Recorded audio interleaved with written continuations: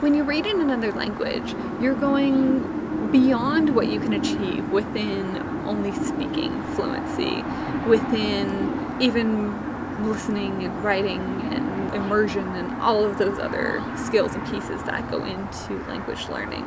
Reading specifically exposes you to language at a whole other level, a whole other depth that you just can't find anywhere else.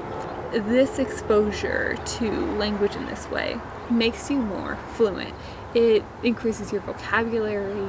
It teaches you different sentence structures and ways to use grammar, different cultures when you read from authors of different countries.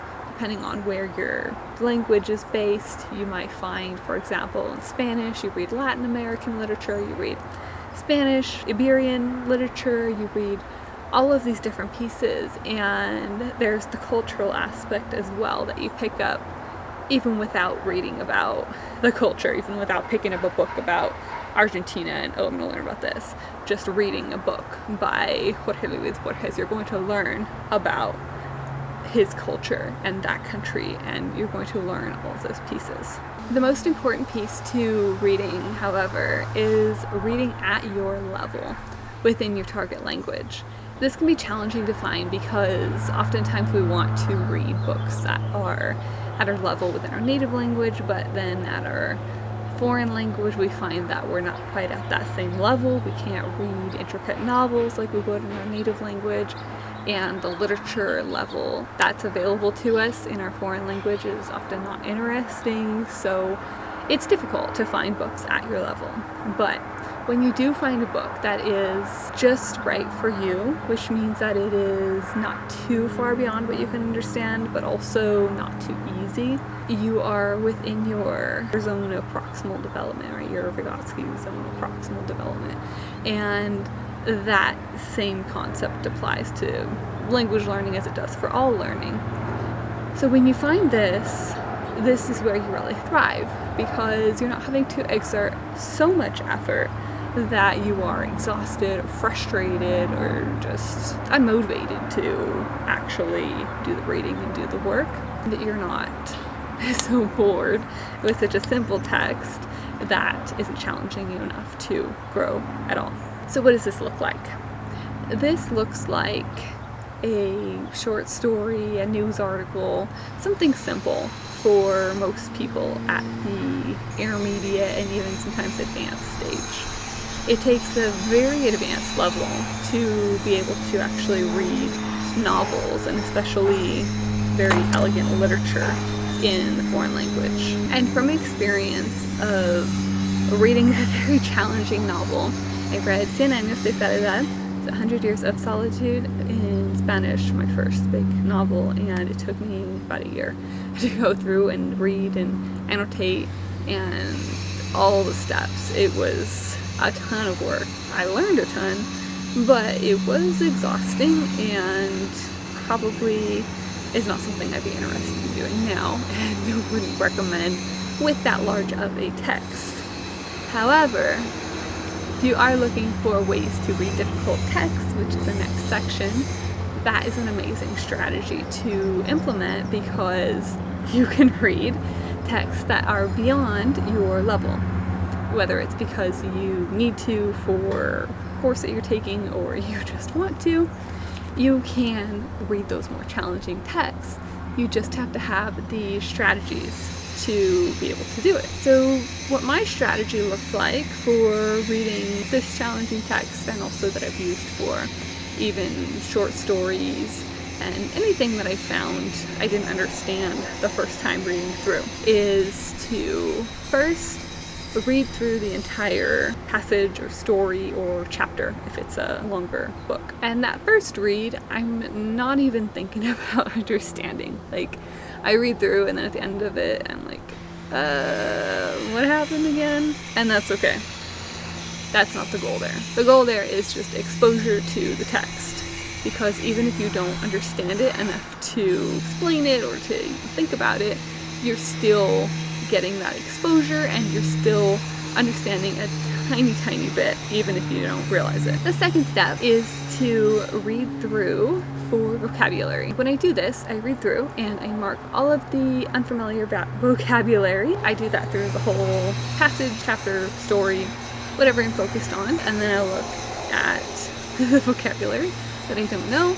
I translate those words into English, because that's my native language, and then I write them above the words in the book. And then once I have that, usually that's enough to be able to understand what I've read if I go back and read it a second time, or a third time, because the third read is after the vocabulary is done. You have to read it a second time to just mark the vocabulary. So that third read with the vocabulary, you should be able to understand your text. When you're reading that third time, there might be some areas that you want to make notes of, or even sections that you still don't understand. You can mark those up, and then you have a pretty well annotated piece of text by the end of that. And what I did even beyond this, because I still struggled a bit after this, although I mostly understood, I worked as a tutor who was reading along with me and had all of that done, and then met to discuss what I had read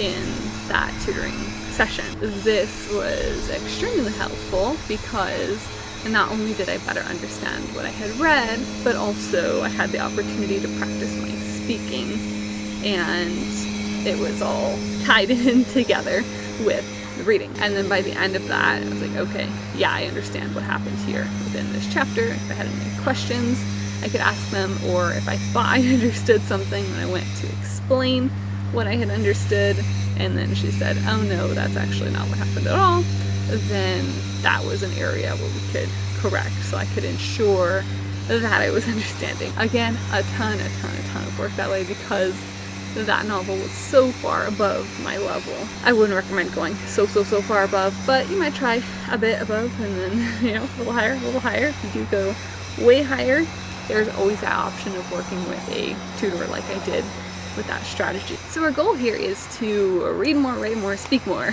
because the more that you read, write, speak, and of course listen, the more that you are going to become fluent in the holistic sense of being able to use the language in spoken and written form, and be able to understand at that level of depth that you really just won't achieve unless you also have that reading and writing component. The writing component, which I feel like is overlooked so many times, as well as the reading, is that opportunity to go even further in depth after reading. If you are doing a pair reading and writing, then you have the reading, say you read a story, and then you write a short summary. It doesn't have to be an in-depth analysis, just a summary. Anything that gets you thinking about what you read. It ensures that you understand what you read, and also it challenges you to process what you read, that information, in your target language, and to write it in your target language, to form your own sentences and use new vocabulary. This makes you more fluent as a speaker as well, because the more writing practice you have, the more easily you're going to be able to articulate your thoughts and ideas immediately in speech. Writing gives you more time to think about what you'd like to say. You can structure and restructure a sentence. You can get feedback on what you've written to improve. Whereas when you're speaking, it's a bit more challenging. This tied in with that reading component. Again, you have the paired reading and writing, and the just reading and writing. Even if you are reading something for pleasure, whatever it is, even if you're not writing about that piece, having a writing practice as well is going to be beneficial to your fluency within that language. Even just a journal each day about, oh, I did this, I feel this way today, I'm planning on doing this, this is my schedule today, I think about whatever it is. It really doesn't matter. It's just that usage of the language. Now, when you pair the two, it's a bit more of an optimal use of your time, because you are combining the two. You can minimize your efforts, use your writing to help your reading, and you're reading to facilitate your writing. Then your speaking, you can weave that in. That way you are more integrated, and then you're spending less time in all of these different sections trying to figure out, okay, how do I get in my reading practice, my writing practice, my speaking practice, my listening practice. Instead, you can weave them all in together. So read more, write more, speak more.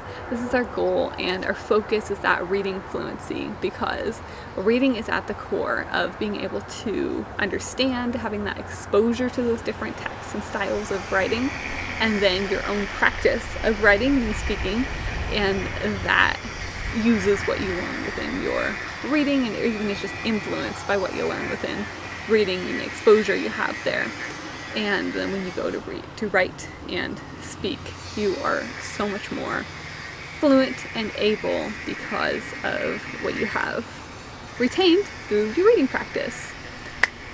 Alright, that is it for reading fluency. If you have any questions, comments, feel free to leave them down below in the comments. Also, make sure to check out the blog post. It's down there in the description. And I'll see you guys back here next time. Bye!